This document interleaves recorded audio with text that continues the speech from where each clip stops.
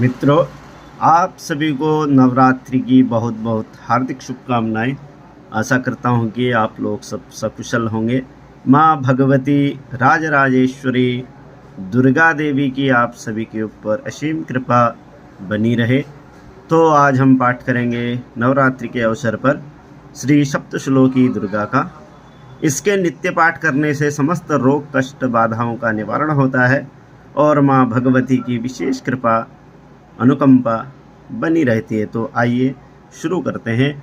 श्री सप्तश्लोकी दुर्गा शिव उवाच देवी त्वं भक्तसुलभे सर्वकार्यविधायिनी कलौ हि कार्यसिद्ध्यर्थमुपायं ब्रूहि यत्नतः। देव्योवाच शृणुदेव प्रवक्ष्यामि कलो सर्वेष्टसाधनं मया तवेव स्नेहेनाप्यम्बास्तुति प्रकाश्यते विनियोगः।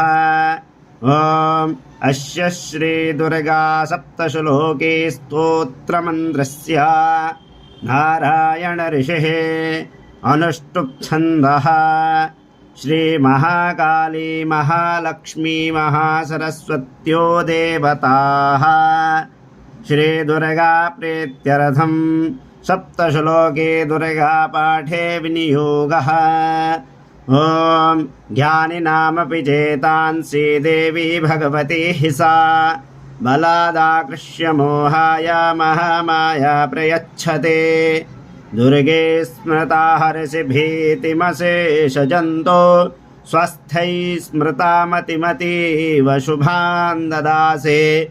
दारिद्र्यदुःखभयहारिणिका त्वदन्या सर्वोपकारकरणाय सदार्द्रचित्ता सर्वमङ्गलमङ्गल्ये शिवे सर्वार्थसाधिके शरण्ये त्र्यम्बके गौरी नारायणे नमोऽस्तुते।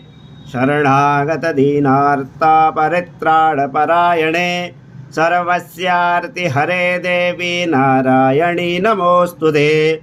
सर्वस्वरूपे सर्वेशे सर्वशक्तिसमन्विते भयेभ्यस्त्राहि नो देवी दुर्गे देवी नमोऽस्तुते।